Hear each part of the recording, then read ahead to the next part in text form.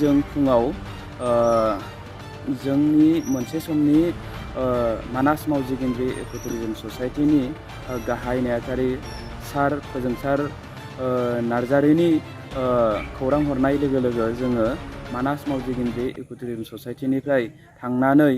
प्रेमा बसुमतारीनि न'खरनिफ्राय मासे बार्किं डियारखौ जों रेस्किउ खालामो आरो बेनिफ्राय लोगो लोगो जों फरेस्ट डिपार्टमेन्टजों लोगोसे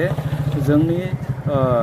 मानास मावजिगेन्द्रि इक'टुरिज्म ससाइटिनि माखासे कनजारभेसन भलन्टियार बिथांमोनजों जयै जोङो भुयापारा रेन्जनि सिङाव थानाय